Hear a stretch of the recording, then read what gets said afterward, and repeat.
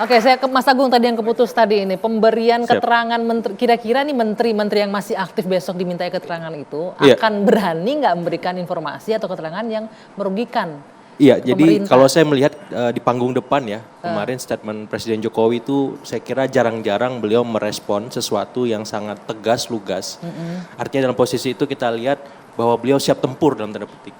Dan se-confidence itu artinya dia sudah yakin ini aman itu keterangan. Tidak biasa saya kira, walaupun menurut para pakar-pakar kita di sini itu hal biasa pemanggilan menteri, tapi bagi apa istilahnya kita kalangan analis politik ini nggak biasa gitu. Nggak biasanya kenapa? Karena ini memanggil orang-orang yang berada di dalam jantung kekuasaan. Nah, dan Presiden tampil di sana sebagai kepala pemerintahan, kepala negara, kepala panglima tertinggi dan kepala-kepala strategis yang lainnya. Dia ngomong jawab langsung, ya hari Jumat mereka semua hadir. Artinya apa? Anda bisa nggak kita menyimpulkan bahwa Pak Presiden ini sangat confidence bahwa dia yakin nggak akan ada masalah dengan 4 menterinya dan tidak ada kesalahan di sana?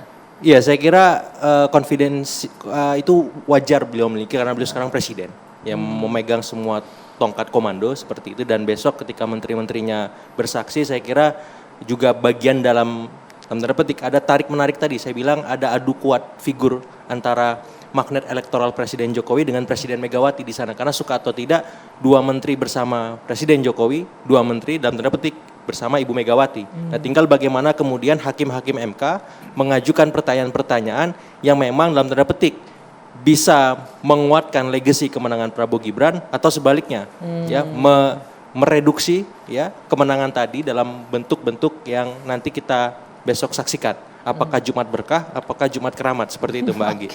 Ya, gimana melihat komposisi menteri dua-dua katanya Mas Sofi? Saya ingin nyambung yang Saudara Yani tadi ya.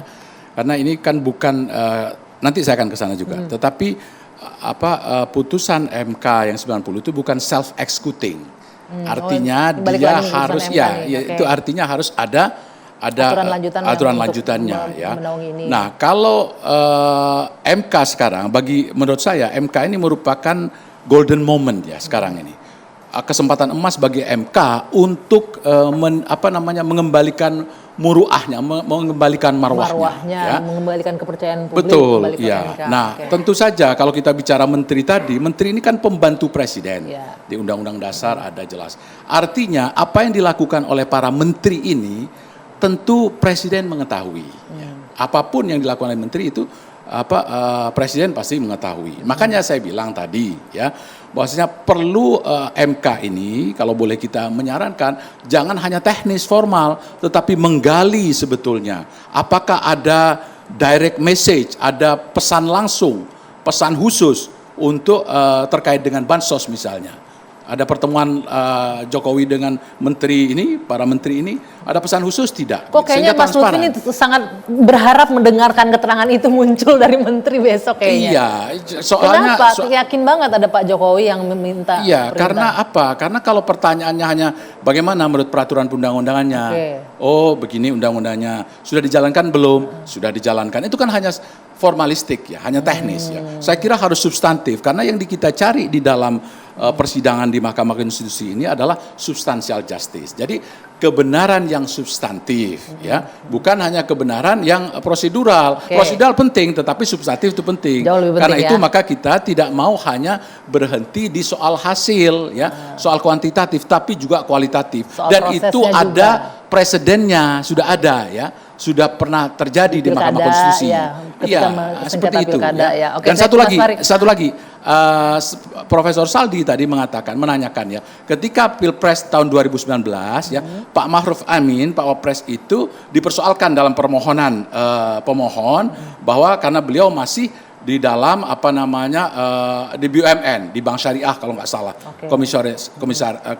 komisioner di situ, dan Profesor Saldi menanyakan kepada ahli mereka 02, apakah ini kualitatif atau ini kuantitatif, dan dijawab itu kualitatif. Itu berarti confirm ini juga MK punya kewenangan untuk hal yang kualitatif, bukan hanya kuantitatif. Artinya kedalaman dari kasus ini juga ya, tidak hanya ini saja. Mas Fahri, tadi kalau disebutkan oleh Mas Agung bahwa ini ada dari 4 menteri ini 2 sosok, 2 lawan 2 nih. Kalau kita lihat background politiknya, kalau Anda melihat ini akan mempengaruhi atau enggak sih background politik masing-masing itu? Untuk sebelum saya respon itu, saya lihat respon satu hal penting yang disampaikan oleh Bang Lutfi tadi ya, bisa ya. mengenai apalagi namanya posisi hukum ya Hakim Mahkamah Konstitusi untuk mengadili perkara ini, apakah masuk pada frame apa namanya kualitatif atau kuantitatif. Sebenarnya kami tidak pernah menyangkal itu ya, karena 2019 kan saya sama beliau juga satu panggung, dalam panggung yang berbeda tentunya. Saya sama Pak Yusril membela Pak Jokowi, beliau Pak Prabowo pada saat itu. Dan pada saat itu permohonan diajukan oleh kubu sebelah pada waktu itu memang kualitatif. Tidak ada sama sekali secara matematik untuk membandingkan perolehan suara seperti ini berapa, ini berapa. Tetapi yang dipersoalkan pada saat itu adalah suara ini didapat dengan cara apa. Kan begitu, ya? pertanyaannya seperti itu.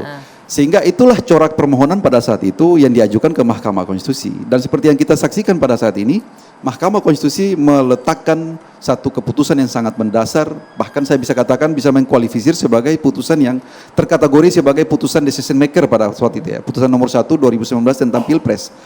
Saat itu Mahkamah menolak seluruh dalil-dalil yang berkaitan dengan apa namanya pengajuan permohonan pada saat itu. Bukan karena ditolak karena NO, tetapi ditolak karena memang tingkat keterbuktiannya tidak terbukti pada saat itu. Mahkamah pada saat itu mengadili. Dia memasuki apa namanya pokok perkara, memeriksa dan memutus. Jadi dia tidak NO istilahnya. Itu saya setuju pada batas itu. Nah, nanti persoalan yang sekarang ini yang sedang diperjuangkan oleh 01 sama 03 nanti mengarah kepada persoalan itu. Bagaimana tingkat keterbuktian dari seluruh dalil yang dikemukakan sampai dengan saat ini itu bisa terbukti atau tidak.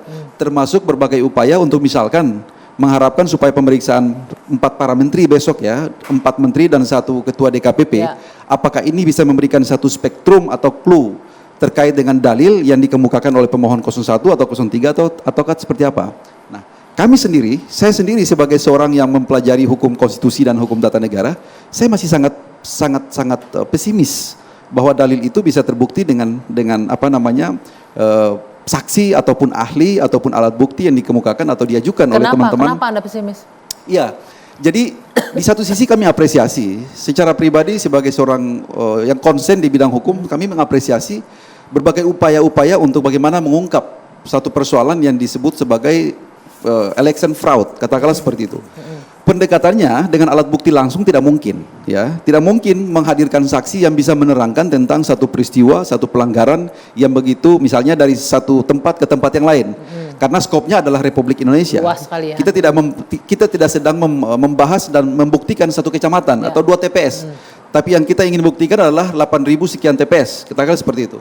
Nah, upaya yang dilakukan adalah bagaimana pendekatan ini dilakukan dengan pendekatan scientific evidence, tentunya seperti itu.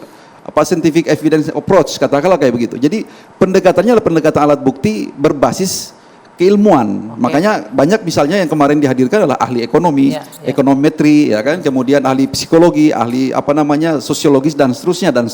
Kita apresiasi itu. Tetapi jujur, sebagai orang yang mempelajari tentang ilmu hukum, saya masih belum melihat adanya satu korelasi penting, korelasi aktif untuk bagaimana terpengaruhnya perolehan suara itu disebabkan oleh satu keadaan yang didalilkan seperti dalil pemohon. Misalnya pemberian bansos dan lain-lain. Misalnya pemberian bansos, katakanlah kayak gitu. Ini bagaimana kira-kira mengkonstruksikan pemberian bansos ini mempunyai resonansi terhadap elektoral. Bagaimana pembuktiannya gitu ya. Bagaimana pembuktiannya? Itu yang mohon maaf sekali Bang Yani sama Bang Lutfi, saya belum melihat itu. Respon dari Mas Yani, tapi kita jeda dulu sejenak Mas Yani. Dua sisi akan kembali sesaat lagi. Karena ada Mas Yani, iklannya jadi banyak banget.